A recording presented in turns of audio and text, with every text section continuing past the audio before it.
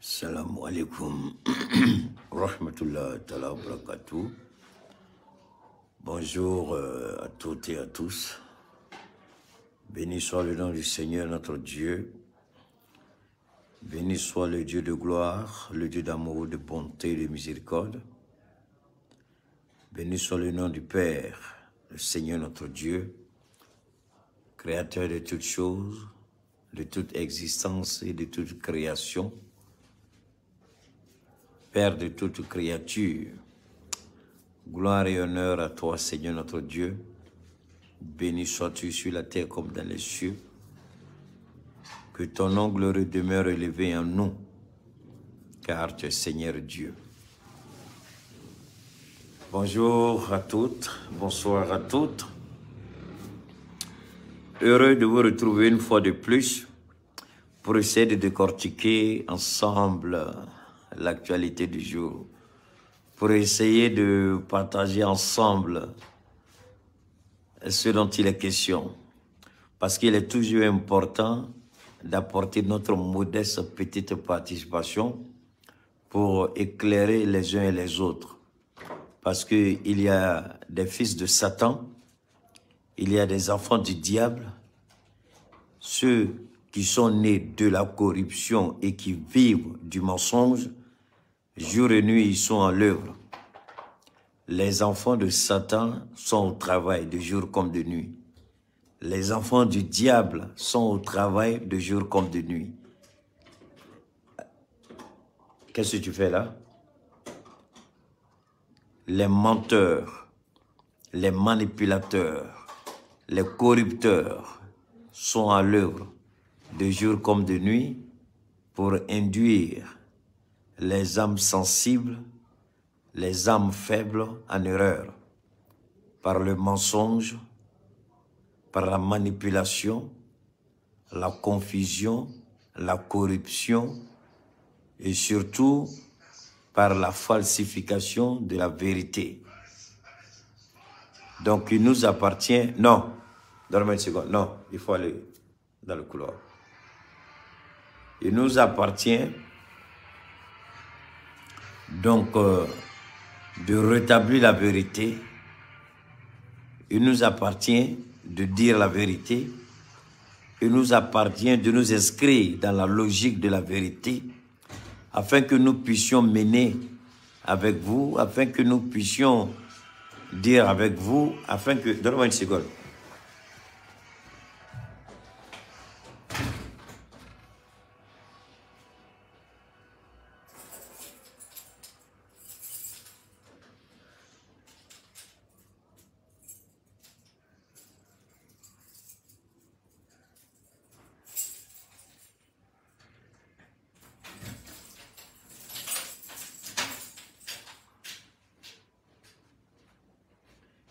Alors, il nous appartient, je n'ai pas oublié de vous demander de partager, hein. Il nous appartient de nous inscrire dans la droite ligne de la vérité. Et cette vérité-là, de jour comme de nuit, elle sera confrontée aux difficultés, aux vicissitudes, du mensonge, de la corruption, de l'intoxication, de la désinformation, de la manipulation. Mais nous avons le devoir sacré, de dire notre part de vérité, tout en nous inscrivant dans une logique rationnelle, pragmatique, intelligente, sage, adaptée, surtout une attitude humble pour partager modestement avec vous la grâce que Dieu nous a fait. Mikasa, Sukasa, salam alaikum wa rahmatullah une fois de plus.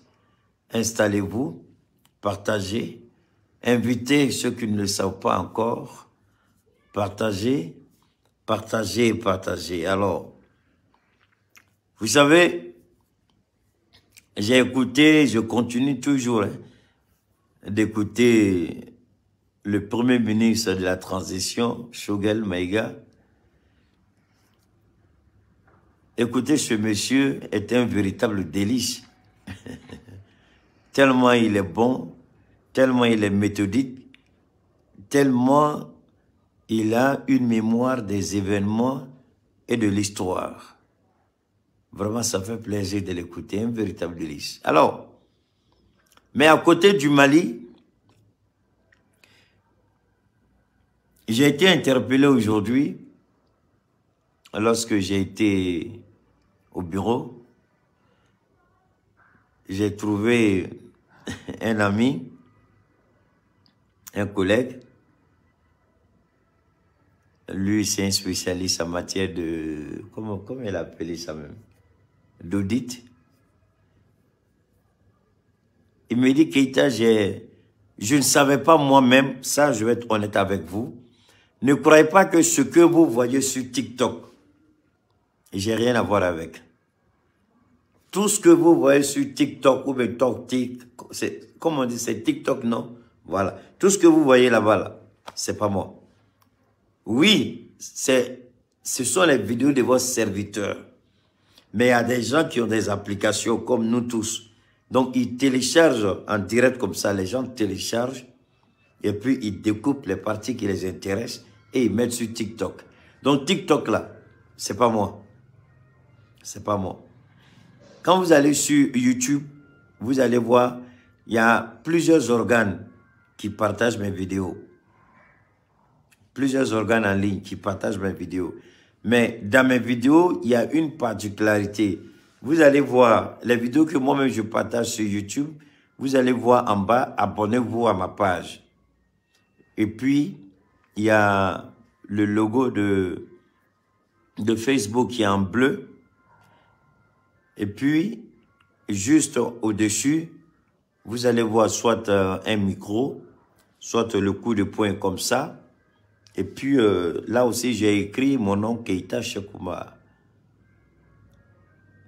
Enfin, j'ai donné une petite particularité pour permettre aux gens de savoir que cette vidéo-là, elle est... Parce que c'est comme un artiste qui produit une chanson, enfin, qui a été produite. Il met une chanson, un disque et un CD sur le marché.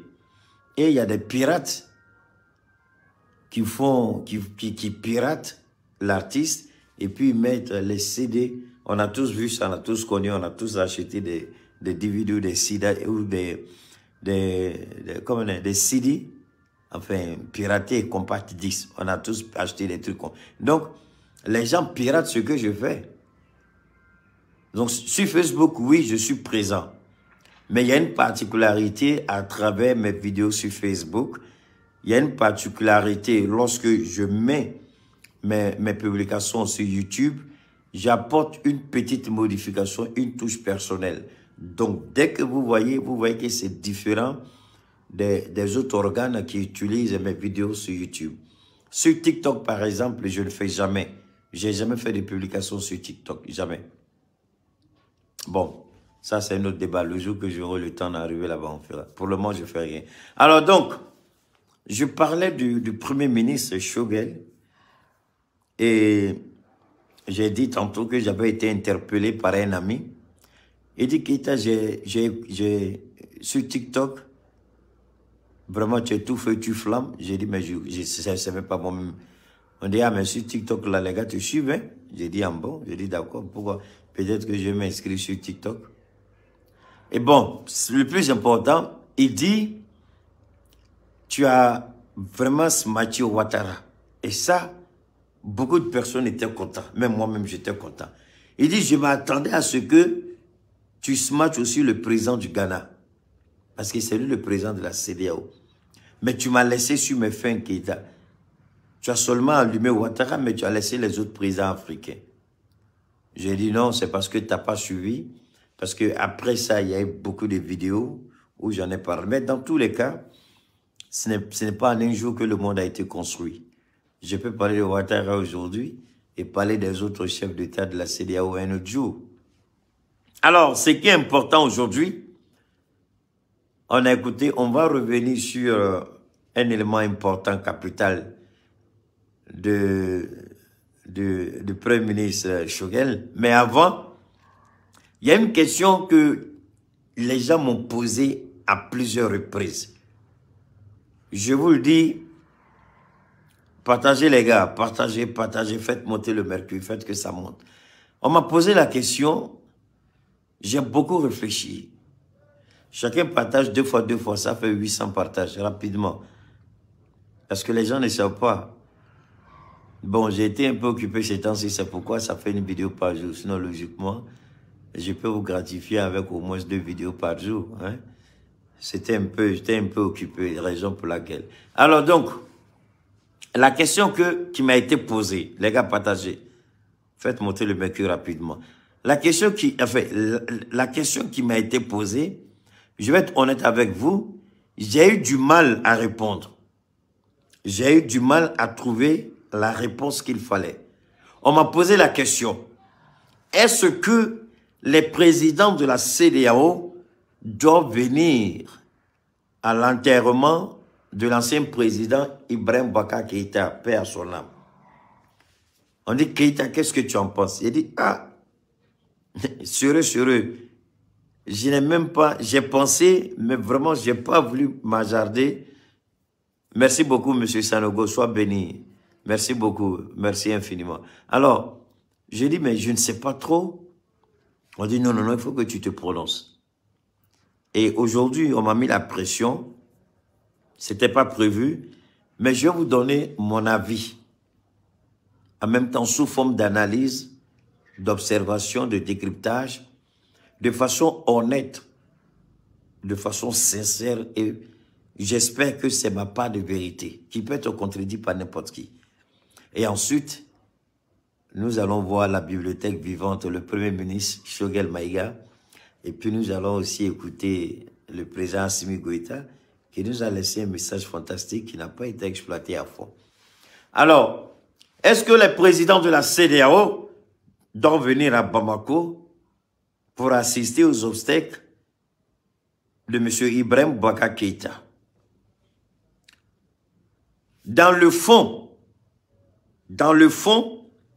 oui, en tant qu'Africain, dans les moments de deuil, on met de côté nos velléités, on met de côté nos problèmes, on met de côté nos querelles, on met de côté nos frustrations, on met de côté nos injures, on met de côté nos humiliations, on met de côté nos amertumes, notre colère. Et puis, on dit à cause de celui qui est couché là, qui a été appelé par l'Éternel, qui a fini son temps. Aujourd'hui, il est face à l'Éternel. Donc, ensemble, donnons-nous la main pour l'accompagner dans sa dernière demeure. Et prions pour le repos de son âme, puisque on dit celui qui est de l'autre côté de la rive ne doit pas se moquer de celui qui se noie. On peut ne pas apprécier, salut à toi Sanogo Dendan, on peut ne pas apprécier Ibrahim Boubacar Keïta. On peut ne pas être d'accord avec Ibrahim Boubacar Keïta. On peut dire je n'ai jamais apprécié la présidence de cet homme. On peut dire il a mal géré le pays. On peut dire il était ceci. Chacun aura forcément quelque chose à dire. Mais moi qui parle d'Ibrahim Boubacar Keïta, je suis un être humain.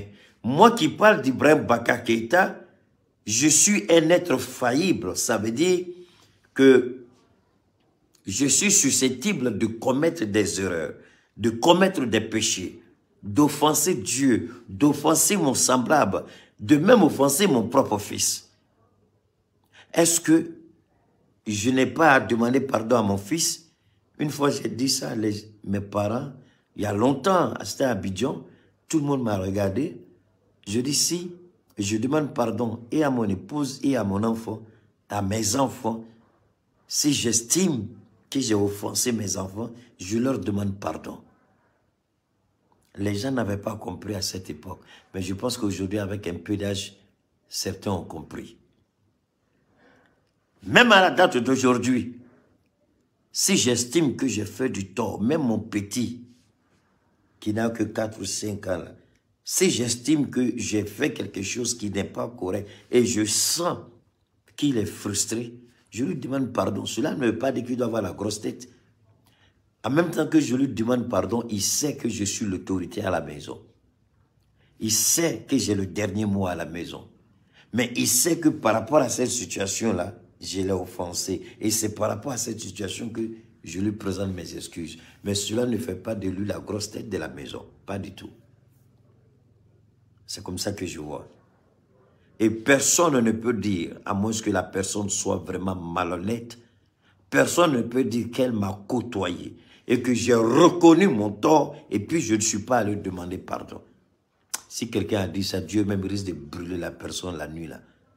Parce que moi, chaque fois que j'ai tort, je vais demander pardon. Quand je reconnais mon tort, voilà, je demande pardon. C'est ça. Donc, maintenant,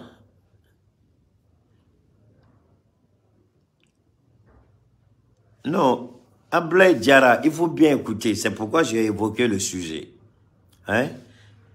Maintenant, si vous voulez, pour ceux qui ont 2 téléphones, je peux ouvrir, c'est pas sur WhatsApp vous allez appeler. Je vous ai dit que j'aime pas WhatsApp. Ça, je vais pas vous cacher ça. Vous pouvez appeler sur Messenger. J'ai d'autres téléphones connectés au même compte, si vous voulez. Que ce soit sur ce compte, si vous connaissez un autre de mes comptes, vous appelez sur Messenger. Je peux vous mettre sur haut-parleur et puis vous donnez votre avis. J'ai dit que le moment viendra où on fait certaines choses, mais pour le moment, doucement. Celui qui veut appeler, donner son avis, il appelle sur Messenger à partir de s'il a 2 téléphones. Je le mets sur haut-parleur et puis on écoute. Mais dès que je sens que la personne veut être arrogante, mal élevée pour insulter, automatiquement, non seulement je coupe la communication, mais je bloque la personne.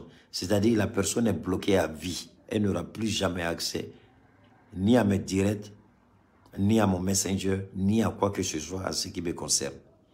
Mais avant de vous laisser intervenir, on ne va pas durer, ce sera 5-10 minutes maximum parce que j'ai d'autres choses à élucider. La question qui m'a été posée, c'était de savoir, est-ce que la CEDEAO va lever temporairement, écoutez bien ce que je dis, je vous en prie, est-ce que la CEDEAO va lever temporairement les sanctions pour permettre à la délégation de la CEDEAO de venir assister aux obsèques d'IBK et dès que ces présidents vont rentrer chez eux, les sanctions seront automatiquement reconduites. Ou bien, est-ce que la CEDEAO va montrer sa bonne foi en levant c'est-à-dire les restrictions de voyage là, en levant les sanctions et puis donner la chance au dialogue, puisque la CEDEAO a dit, nous sommes disponibles à accompagner le Mali.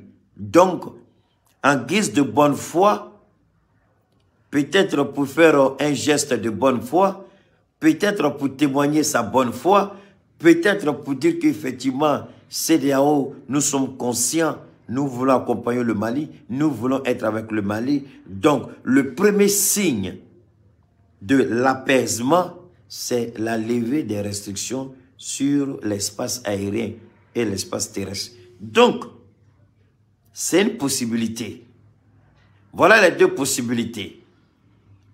Parce qu'on ne peut pas laisser, aujourd'hui, je vais vous donner un autre exemple. La MINUSMA est en train de se plaindre.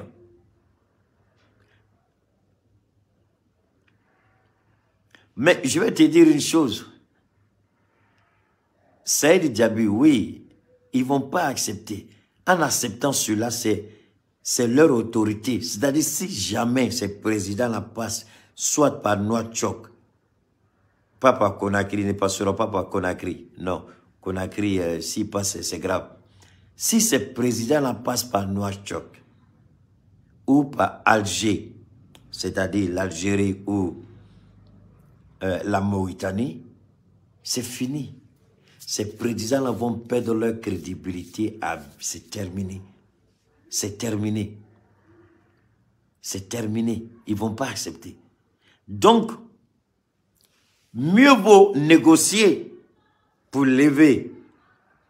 Mais là encore, ça va être compliqué. Est-ce que Assimi Goïta va accepter que la levée soit temporaire? C'est-à-dire, juste 24 heures, les gens viennent assister aux obsèques et puis ils retournent chez eux. Dès qu'ils retournent chez eux, les sanctions sont à nouveau imposées sur le Mali. D'abord ça, essayons d'être réalistes entre nous. Ibeka était le président du Mali. Voilà un message que Dieu, parce que les gens n'utilisent pas la mort d'Ibeka. Je ne dis pas d'utiliser la mort d'Ibeka pour des fins politiques. Non, non, non. Non, pas du tout. Il faut se mettre au-dessus de ça. Qu'est-ce que je veux dire? Je veux dire ici, la mort d'Ibeka est un message. Un message. Oui. Dieu fait ce qu'il veut. Qui sommes-nous pour dire à Dieu pourquoi tu as fait ça? Personne ne peut dire à Dieu pourquoi tu as fait ça. La mort d'Ibeka, moi j'ai l'habitude de dire aux Ivoiriens, ne regardez pas seulement un problème et puis passez. Donc, le problème qui se pose à vous a sa propre solution. À l'intérieur du problème, il y a la solution du problème. On dit pourquoi? J'ai dit, mais il faut analyser. Aujourd'hui, Ibeka est mort. Quel est le message que cela envoie? Nous, en tant qu'Africains, n'allons pas nous comparer aux Blancs là. Non, c'est pas ça. Parce que nous, si on se plaint d'eux, non, on ne peut pas se comparer à eux. C'est pas ça? D'accord. Ibeka est mort. Quel est le message? Quel est le message? Ibeka est mort. Quel est le message? Pourquoi c'est maintenant que Ibeka meurt? Pourquoi il n'est pas mort avant? Pourquoi il n'a pas attendu que la solution il y ait élection d'un nouveau président avant de mourir? Mais pourquoi il meurt maintenant? Moi, j'ai l'habitude de dire aux gens, aussi bien aux États-Unis qu'en Afrique, j'ai dit, il n'y a pas de hasard avec Dieu. Le hasard, si vous pensez que le hasard existe avec Dieu, c'est que Dieu n'est pas Dieu. Je vais répéter. Souvent, c'est beaucoup trop élevé. Même les théologiens ont du mal à comprendre. Les théologiens, ceux qui vont faire la théologie pour apprendre les religions. Je dis, que signifie le hasard? Le hasard, c'est le concours de deux circonstances. C'est le mouvement de deux circonstances.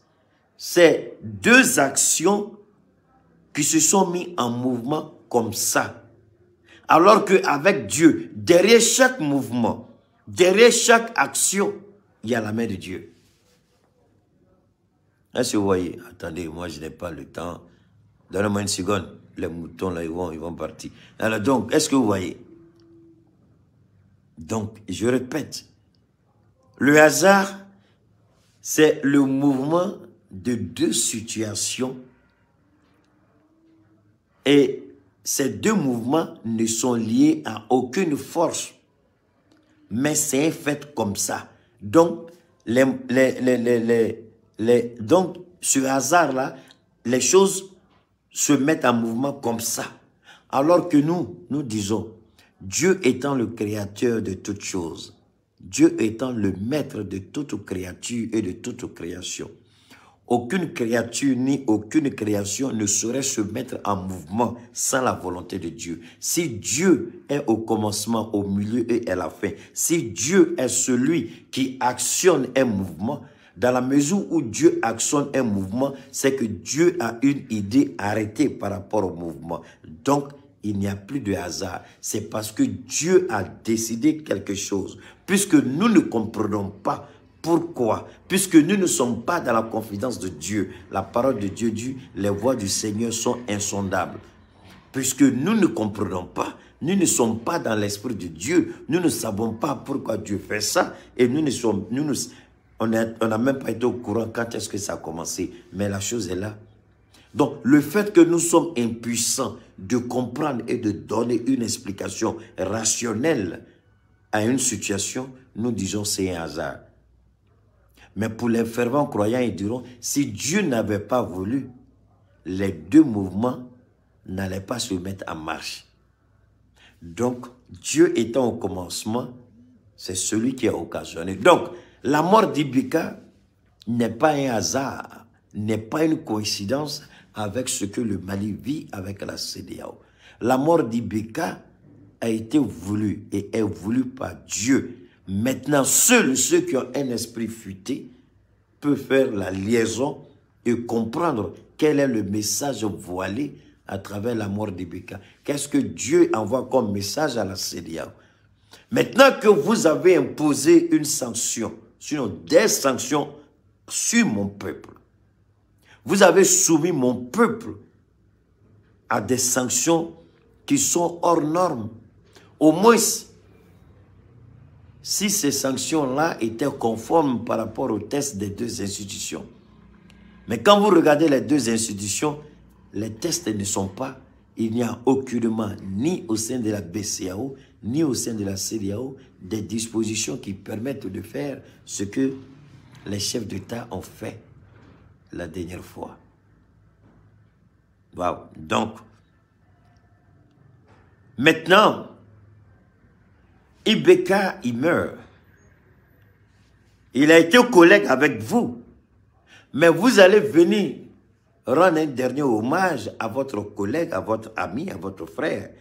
Comment voulez-vous venir dans son pays pendant que vous avez imposé cette sanction au Mali? La question maintenant, Dieu pose au président.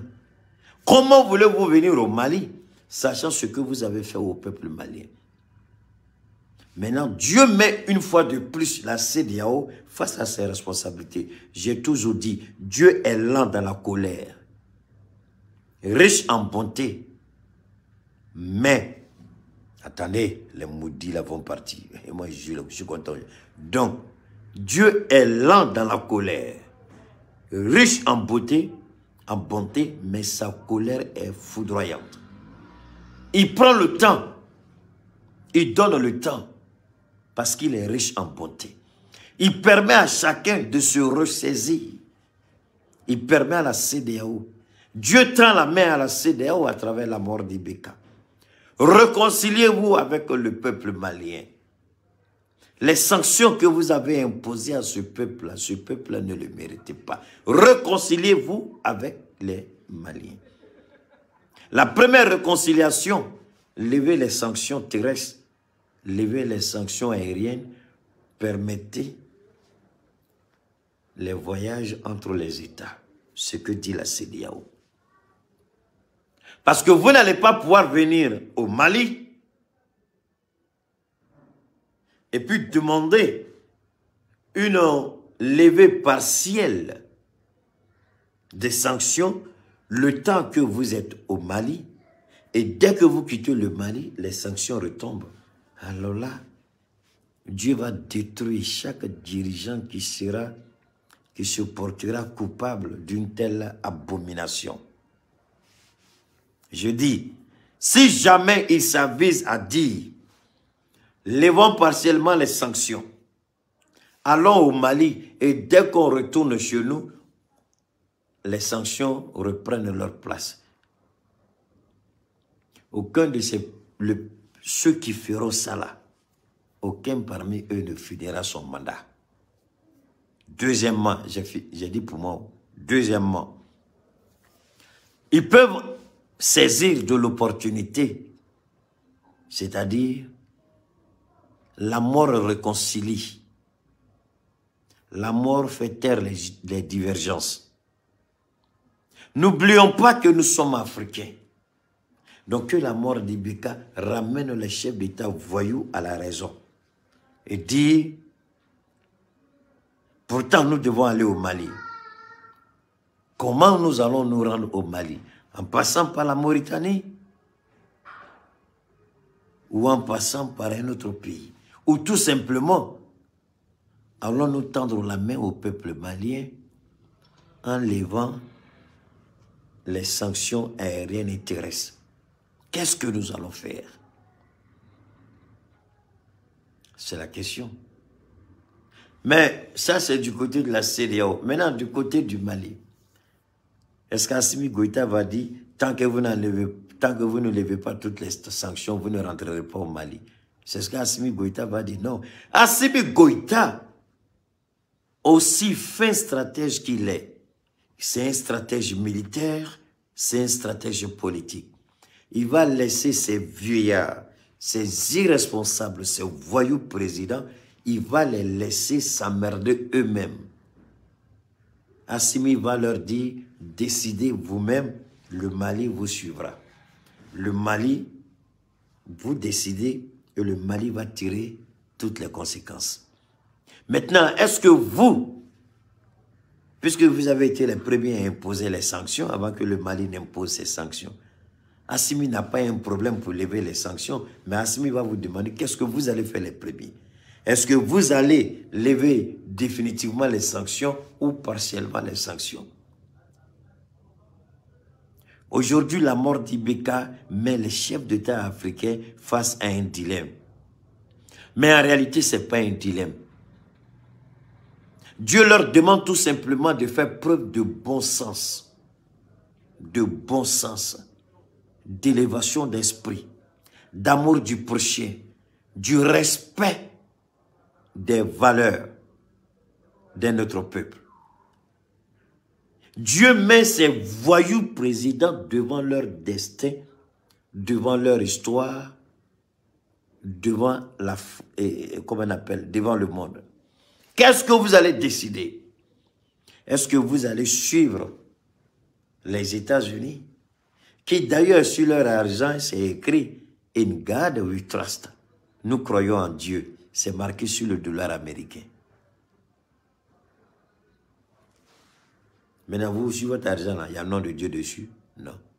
Donc, et il n'y a aucun président, depuis que les États-Unis sont devenus États-Unis.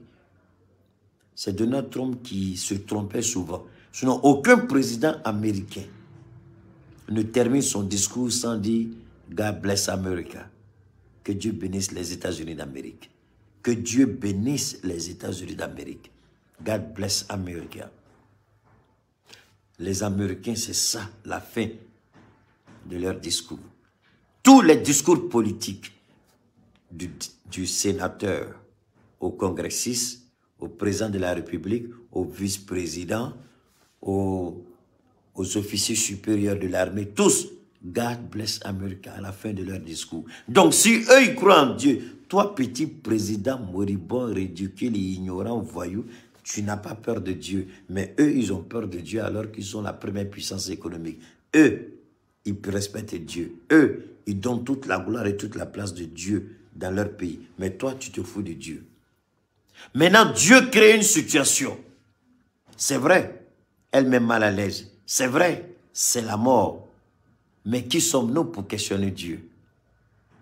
Mais la chose la plus importante, quelle est la leçon que nous allons tirer? Est-ce que nous allons comprendre la mort comme étant une chose qui peut atteindre chacun de nous à tout moment et à tout instant?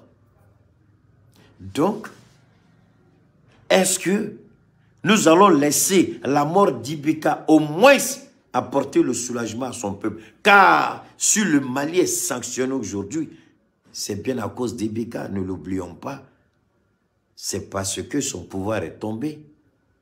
Et ceux qui ont fait tomber son pouvoir, c'est eux qu'on veut chasser. Ils disent avant de partir, on veut restaurer le Mali dans sa dignité. Donc, Ibeka même n'étant plus président, a une part de responsabilité. C'est pourquoi Dieu a voulu ça, comme ça. C'est ma compréhension. Mais Dieu a pour lui ce qui n'a rien à voir pour moi. Donc ne me mettez pas en parole avec Dieu. Je donne ma position en fonction de la compréhension que Dieu m'a donnée. Il y a des milliers, il y a une infinie façon de comprendre ça. Alors, puisque c'est à cause de Ibeka qu'Alassane Ouattara s'acharne contre ce pays, Parce que IBK avait permis à la France, paix à son âme, à la France de s'installer confortablement. IBK, au lieu de remettre en cause les accords de défense, il les avait acceptés. Tout ce que la junte refuse, rejette aujourd'hui, lui, il les avait acceptés. Non, laissez les choses, comme on appelle, Nathalie Goku. Aïe, ma jolie, il faut laisser les moutons. C'est leur maître qui est là. C'est leur maître. C'est leur maître. Dans l'éloquence du discours, il n'y a personne au RHDP qui m'arrive à la cheville. Dans la, je sais pas comment, dans la présence ou la prestation corporelle, dans l'habillement, dans, je ne sais pas tout ce que Dieu m'a fait. Il n'y a personne chez eux là-bas où, quand vous regardez tous les vidéomans des RHDP là, montrez un seul qui sait s'habiller mieux que moi. Un seul qui me vaut à la cheville. Donc, partagez les gars, c'est ça qui est important. Merci beaucoup Ouma Sanogo. Le plus important c'est de partager. Laissez les moutons. Est-ce que je vais te laisser toi Goku et puis aller parler à des idiots qui sont nés idiots, qui vont mourir idiots? Toi aussi. Allons-y. Partagez les gars, faites monter le mercure. Alors donc, voilà la question qui est posée. Est-ce que les présidents vont comprendre que la mort d'IBK, c'est comme une façon pour eux de se réconcilier avec le peuple? Oui. C'est eux qui ont rompu. C'est eux qui ont fermé la porte. C'est eux qui nous ont chassés. Lorsque nous avons présenté, d'ailleurs, voilà la malhonnêteté des... Voilà. C'est là, Alassane Ouattara. Sanction de la CEDEAO contre le Mali. Ouattara depuis Libreville. Il est inacceptable qu'un régime militaire reste en place un quinquennat. Voilà un vieux maudit. Voilà un vieux idiot. Voilà un vieux irresponsable. Voilà un vieux déraciné, apatride. On ne sait même pas de quel pays il vient. Le Burkina l'a rejeté, la Côte d'Ivoire dit qu'il n'est pas ivoirien. On ne sait même pas qui il est. Voilà un comme ça. La malhonnêteté, quelqu'un qui dit avoir eu un PhD ne raisonne pas. Ça, c'est un mouton qui raisonne comme ça. Alassane Ouattara est un mouton. J'ai dit bien, Alassane Ouattara est un mouton. Un vieux à la cervelle vide. C'est herbe de mouton qui se trouve dans sa tête. On dit... Ça, c'est ce qu'il a dit. Hein? C'est... D'abord, les militaires n'ont jamais dit. Assimi Goïta n'a jamais dit. Choguel Maïga n'a jamais dit. Le CNT, le Conseil national de transition, n'a jamais dit que la transition actuelle voulait rester au pouvoir pendant 5 ans, les 5 années à venir. C'est faux. Absolutely wrong, c'est faux.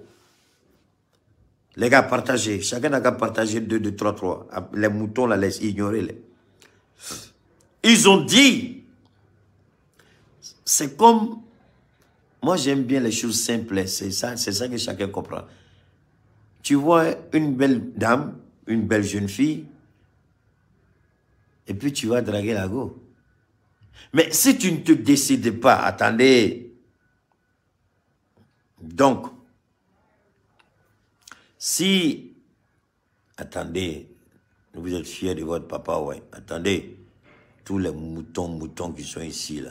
Alors donc, je répète, vous voyez une belle jeune fille, vous avez déjà une idée. Donc, vous préparez dans votre tête, vous avez une idée. Dans votre tête, vous avez une idée. Est-ce que vous voyez? Donc, vous dites, je vais vers elle, et en même temps, waouh, Elle peut refuser de ne pas m'écouter ou elle peut refuser ou elle peut accepter de m'écouter. Donc déjà dans votre tête, vous commencez à cogiter et à réfléchir. Donc au cas où si elle veut me rejeter, vous commencez à préparer les bases d'une discussion. Le fait qu'elle ait dit non, vous voulez la convaincre pour qu'elle dise oui. Si elle a dit oui, vous voulez lui donner plus de garanties pour que le oui demeure un oui définitif. Donc vous raisonnez comme ça.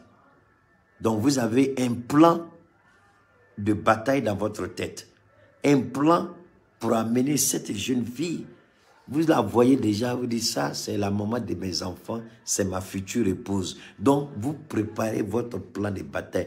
Elle vous chicote, vous tombez, vous vous levez, vous allez. Elle vous gifle, vous tombez. L'objectif, donc, vous discutez toujours. Elle va verser l'eau sale sur vous. Vous allez vous changer, vous revenez. Elle fait sortir son chien, le chien vous poursuit dans le carré. Vous courez après vous revenez encore. Elle va à l'école, vous cherchez son école. C'est-à-dire, vous maintenez jusqu'à ce qu'elle accepte. Mais c'est ce que la jeune a fait. La jeune dit, le peuple a parlé. Et puis d'ailleurs, revenons un peu sur le peuple. Le peuple, c'est la souveraineté. Le peuple, c'est la légitimité. Le peuple, c'est le pouvoir. C'est le peuple qui donne le pouvoir. Et le peuple a plusieurs façons de donner le pouvoir. Le peuple a plusieurs façons de donner le pouvoir. Les Européens ont défini pour eux à travers ce qu'on appelle les élections. Chacun fait campagne et puis le peuple va voter. On dit, ah, c'est toi qui as gagné. Mais tu n'as pas gagné à 100%. Souvent même, tu gagnes avec 1000 personnes de différence. Mais tu es président quand même. Mais le peuple peut aussi te donner le pouvoir par la révolution. La révolution. Donc, il y a la voie démocratique, élection. Il y a la révolution qui est la légitimité. Donc, entre la révolution légitime du peuple et l'élection qui aussi est un moyen d'expression souveraine. Donc, le peuple a deux façons d'exprimer sa souveraineté, sa légitimité, son pouvoir, son autorité en tant que peuple, en tant qu'entité juridique qui constitue un État. Donc, le peuple, partagez les gars, donc le peuple, la première forme, ce sont les élections. Le peuple souverain vous a élu. La deuxième forme, c'est la révolution. Le peuple souverain a renversé un pouvoir dictatorial, un dictateur, un corrompu, un farceur, un menteur, un manipulateur. Donc, le peuple a exprimé sa voix, son mécontentement. C'est la même chose quand on parle de vote sanction. Les votes sanctions ne sont rien d'autre que l'expression légitime de la souveraineté du peuple. On n'est pas d'accord, c'est tout. Donc, Ouattara dit, il est inacceptable qu'un régime militaire, mais j'ai honte à la place de ce vieillard qui a la mémoire courte. Alassane Ouattara a la mémoire courte, le plus grand putschiste de tous les temps. Au sein de la CEDEAO, c'est lui. Le plus grand putschiste président de tous les temps au sein de la CEDEAO, c'est Alassane Dramane Ouattara. Il est le plus grand putschiste. En 1993, novembre 1993, première tentative d'un coup d'État constitutionnel. La même période, coup d'État militaire. Donc, de novembre 1993 à décembre 1993, en l'espace de quelques semaines, il a tenté deux coups d'État. Un premier coup d'État constitutionnel, un deuxième coup d'État militaire. Mais j'ai les preuves. Je suis sorti avec, j'en ai parlé, les vidéos sont là. Aujourd'hui, il ne s'agit pas de Ouattara, mais je vous donne. Les vidéos sont là. Quand j'avais commencé à parler de ça à l'époque, en Côte d'Ivoire, très peu de personnes me croyaient, même des journalistes de renom. Mais quand j'ai commencé à faire sortir les preuves, tout le monde a vu que Ouattara était marmailleur. Quand Houphouët était malade, gravement malade, Houphouët, gravement malade, couché, Ouattara a tenté de renverser l'ordre constitutionnel. Il a échoué en novembre 1993. En décembre 1993, à la mort d'Houphouët, il a voulu mettre la main sur l'armée pour faire un coup d'État. L'armée a dit non. Deuxième fois, il a échoué. C'est ce Ouattara qui dit qu'il est inacceptable qu'un régime reste au pouvoir pendant 5 ans. C'est le même Ouattara qui dit en 1999, après, en 1999, après que sa candidature soit rejetée en 1995, il dit qu'il va faire un coup d'État pour faire tomber le pouvoir de Bédié. Il dit, je fais un coup d'État pour faire tomber sur... Et il a fait un coup d'État le 24 décembre 1999. Coup d'État d'Alassane Dramane Ouattara en Côte d'Ivoire. Oui, le pouvoir de Bédié est tombé. En 2000, le général Guèye fait un référendum. Ouattara est écarté définitivement de la question des élections en Côte d'Ivoire. En 2000, il a été prouvé qu'Alassane Ouattara n'est pas un Ivoirien. En 2000, il a été dit qu'Alassane Ouattara ne pourra plus jamais participer à une élection présidentielle en Côte d'Ivoire. En 2000, il a dit qu'Alassane Ouattara est un menteur et qu'il prétend être Ivoirien. En réalité, il n'est pas Ivoirien. En 2000, le général Guèye a dit ça. Il y a eu référendum. Il y a eu élection. Gbagbo a gagné. Ouattara demande à ses partisans. Il voulait faire un coup d'État en 2000. Il demande à ses partisans de sortir pour faire une révolution. Est-ce que vous entendez bien? Il a demandé à ses sympathisants de sortir pour faire une révolution. Parce que lui n'était pas candidat. Le 19 septembre 2002, tentative de coup d'État contre Laurent Gbagbo. Ça devient une rébellion. De 2002 jusqu'en 2010. On connaît Ouattara. C'est ce Ouattara qui parle d'Assimi Goïta. Et quand on a dit que Ouattara était le père de la rébellion, il est sorti, il a apporté tous les démentis possibles. Mais pour la paix, les preuves que Laurent Gbagbo avait, il ne les a pas présentées. Les gens croyaient que Laurent Gbagbo n'avait pas de preuves, c'est faux. C'était pour la paix. Il lui a été demandé de ne pas faire ça. Parce que le document que Laurent Gbagbo voulait présenter, le document-là était classé secret défense par l'Élysée. Quand le document est sorti, il y a 1 an de cela, le document Emmanuel Macron a déclassifié. J'ai été le premier, Cheikh Oumar Keïta, le premier sur les réseaux sociaux. Général Alassane Ouattara a toujours dit d'apporter la preuve qu'il n'est pas le père de la rébellion. Voilà, la France vient de déclassifier une note du renseignement militaire français qui montre Alassane Ouattara comme le père de la rébellion. J'ai dit, j'ai fait ça. Ouattara dit, mais qui est Keïta là? Où il est? Pourquoi on ne peut pas le faire taire? Il dit, Ouattara, tu ne peux pas parce que c'est Dieu qui m'a établi dans ce que je fais. Et Ouattara a parlé. Depuis ce jour jusqu'à aujourd'hui, Ouattara n'a plus jamais parlé de cette affaire de rébellion. Il a fermé sa bouche. Attendez. Donc, attendez-moi. Voilà. Alors donc, on continue. C'est ce Ouattara qui dit, mais revenons au Mali. La question c'est quoi? C'est comme, je ne sais pas, Assimi dit, voilà ce que le peuple malien, dans son aspiration, son désir de changement, sa volonté de voir les choses évoluer au Mali, voilà ce que... Mais comment les présidents peuvent être aussi maboules, aussi irresponsables, aussi malades, aussi corrompus? Comment des présidents peuvent refuser d'écouter la voix du peuple, le peuple du Mali, alors que eux-mêmes, lorsque leur mandat sera à terme, on les verra dans leur pays en train de faire campagne pour chercher le suffrage du peuple. Mais ce même peuple-là, vous refusez de reconnaître la légitimité et la souveraineté du peuple malien, mais cependant, lorsque vous allez briguer un deuxième mandat ou un premier mandat, vous allez faire campagne auprès du peuple, votre peuple, et vous dites à Assimi Goïta de ne pas écouter son peuple. Vous dites à Assimi Goïta de violer le principe sacré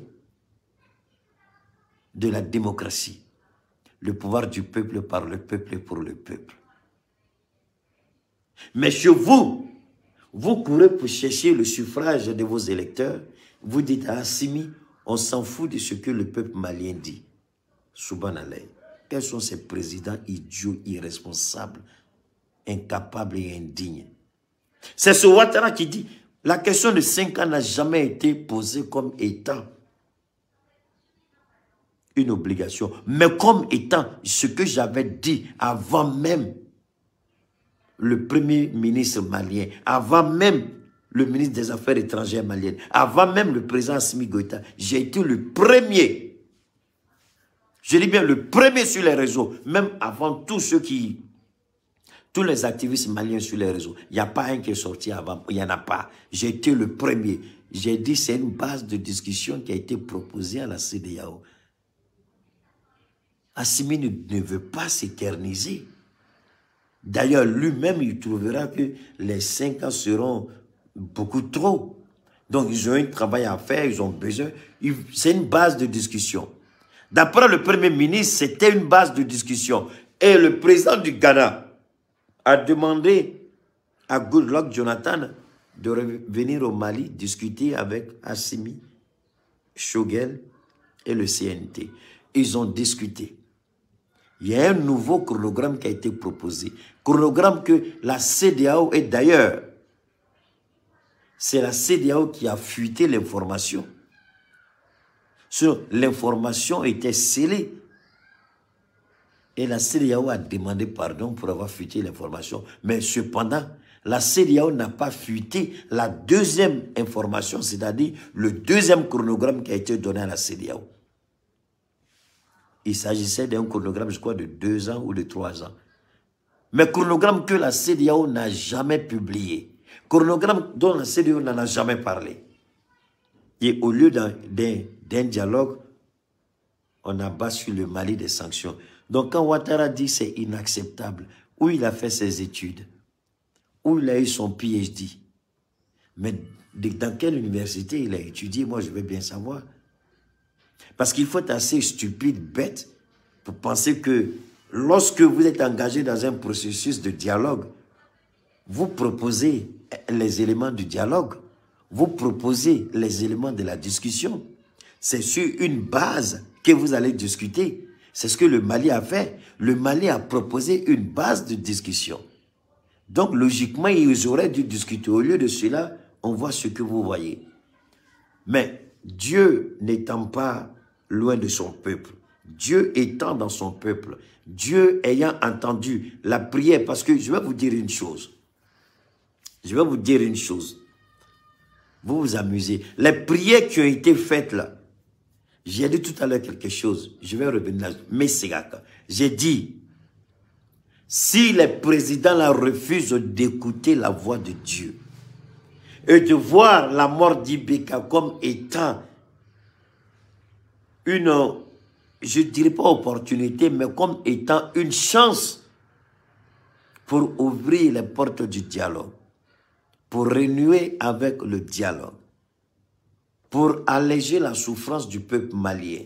La mort d'Ibeka est venue comme une sorte de perche tendue vers la CEDEAO pour alléger la souffrance du peuple malien. Mais s'ils refusent d'écouter, j'ai dit que certains parmi eux, pour ne pas dire eux tous, ils ne finiront pas, c'est-à-dire cette année 2022 là. Il y a beaucoup vont aller se coucher, hein. Ou bien beaucoup verront leur pouvoir en train de tituber. Sur quelle base je dis ça? Vous aussi. Les imams ont prié le vendredi. Les prédicateurs ont prié vendredi. Qu'est-ce qu'ils ont dit? Ils ont confié le Mali à Dieu. Et comme Dieu ne descend pas pour régler un problème, Dieu passe par les circonstances et les situations pour parler aux gens. Et les prières qui ont été faites, les doaous qui ont été faites, la mort d'Ibeka doit attirer la... Je n'ai pas dit c'est ça, mais si vous avez des amitiés avec de grands prédicateurs en qui vous avez confiance, des grands imams à qui vous avez confiance, allez leur poser la question. Que j'ai entendu quelqu'un, mais vraiment, je vais avoir la... Ils vont vous expliquer. Je ne dis pas qu'il faut utiliser sa mort comme étant une sorte de marchandise. Comment? De marchandise, I don't know. Comment je dis ça en bon français. Mais, donnez-moi une seconde.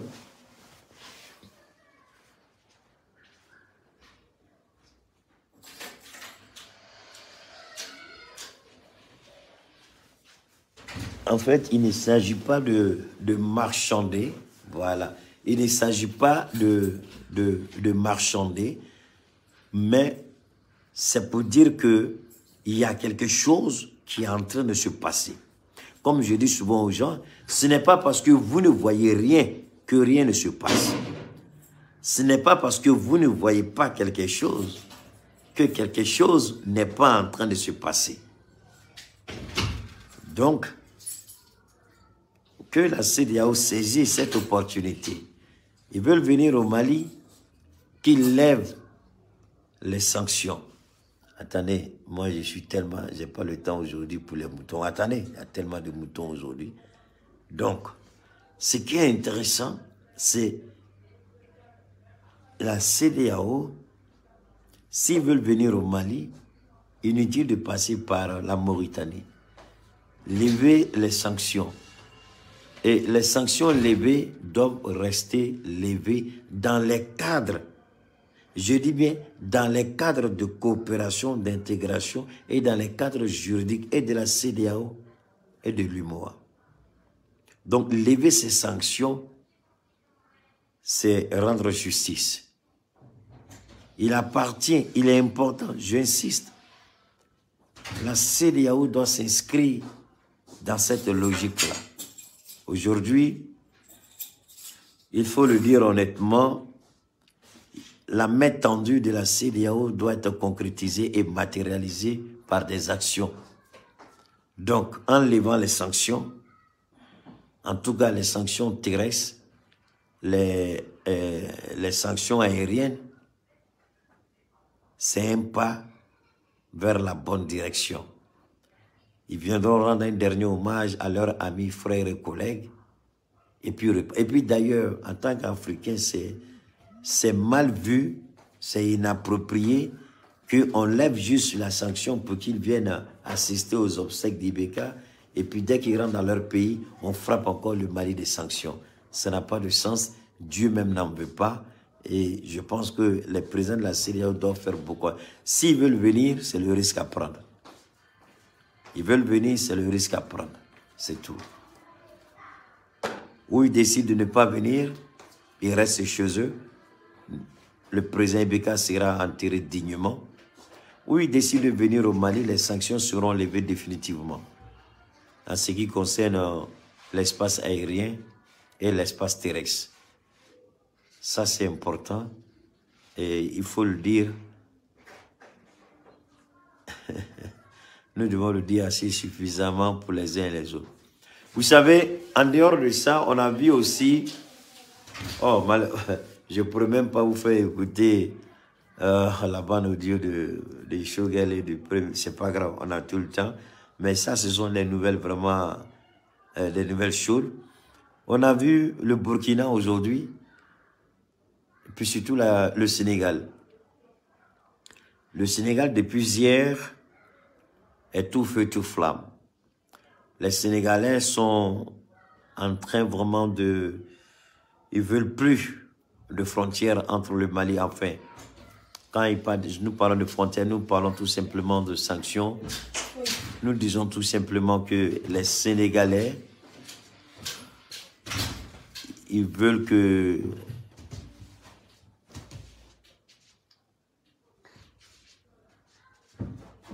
Les Sénégalais demandent que les sanctions soient levées.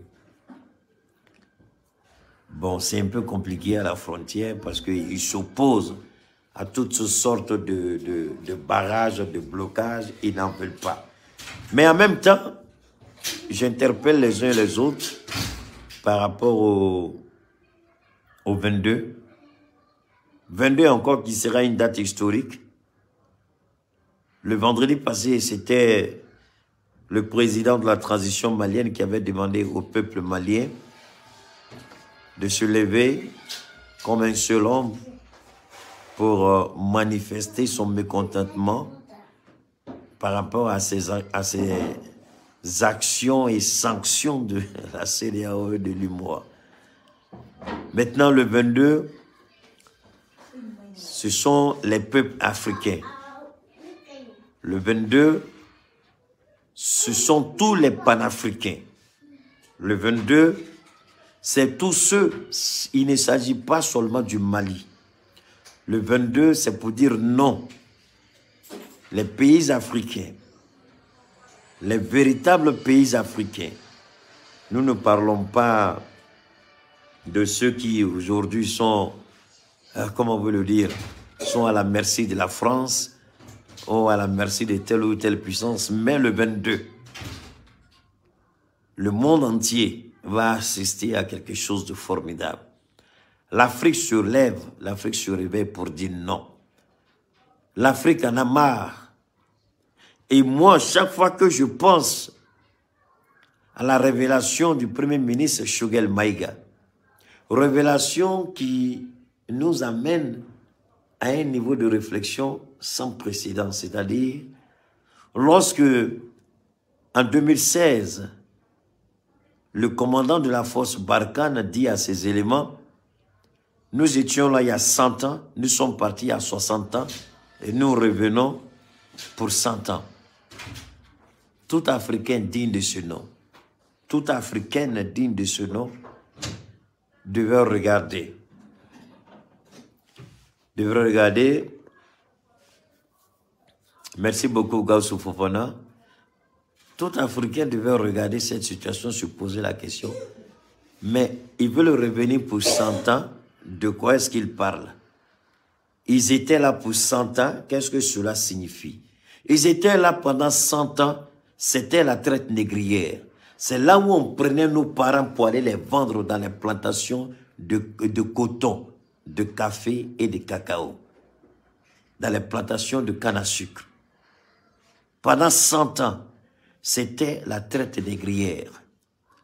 Les gens mouraient la Méditerranée comme on voit en ce moment. On les jetait dans l'eau. Ça, c'est un. Deuxièmement, après la traite négrière, la colonisation a commencé. La colonisation, on a vu, ils ont décidé de eux-mêmes, ils ont divisé notre Afrique, ils ont balkanisé l'Afrique, chacun a pris sa petite partie. Et la colonisation a commencé.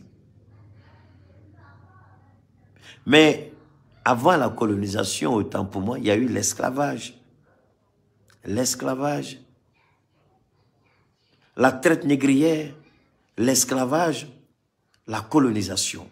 Pendant 100 ans, on nous a dominés. Pendant 100 ans, on nous a vendus. Pendant 100 ans, on nous a traités en esclaves. Pendant 100 ans, notre Afrique ne nous appartenait pas. Nos pays ne nous appartenaient. On ne parlait pas de pays, mais de villages, d'empires, de royaumes. Ne nous appartenaient pas. Donc, l'idiot de la force Barkhane, l'irresponsable a le courage de dire « Nous sommes venus pour rester ». Mais j'ai une bonne nouvelle pour lui et à la France. À cette époque-là, quand vous étiez venus et vous êtes restés pendant 100 ans, il n'y avait pas de Facebook, il n'y avait pas d'activistes, il n'y avait pas le panafricanisme. Mais aujourd'hui, on a les réseaux sociaux, on a le panafricanisme, on a la Russie avec nous, on a la Chine avec nous. Nous comptons sur nous-mêmes. Nous attendons maintenant comment vous allez rester 100 ans. Emmanuel Macron, tu es le plus maudit de tous les présidents français. Parce que tu as perdu. Tu as perdu le Mali. Tout ce que tu as fait. Et puis, Choguel a mis tout devant le peuple, devant le monde.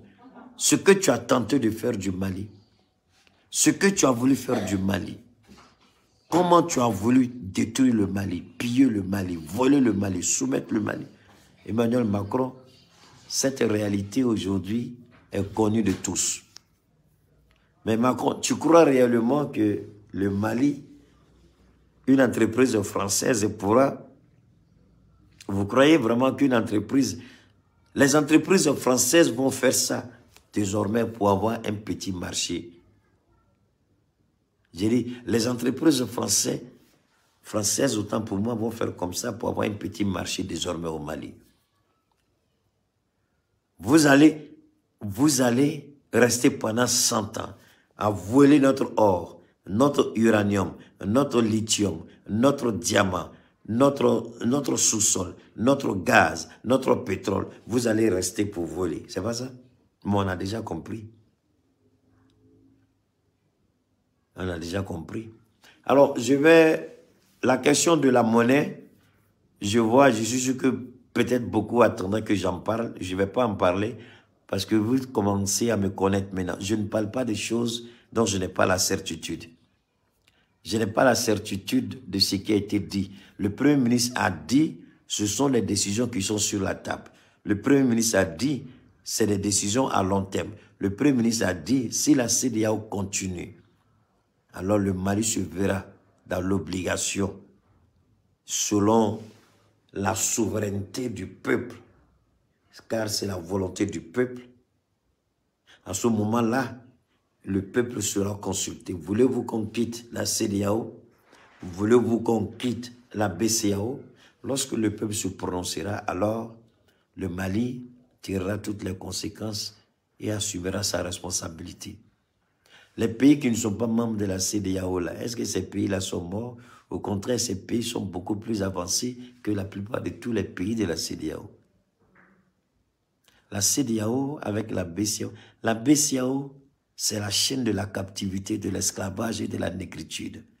J'ai dit la BCEAO, c'est la chaîne de l'esclavage, c'est la chaîne de la domination, de la négritude, de la colonisation. Nous n'en voulons plus.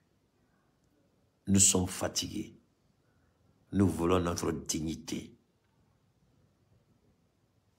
Que Dieu vous bénisse. Continuez de partager. On garde le contact et à très bientôt.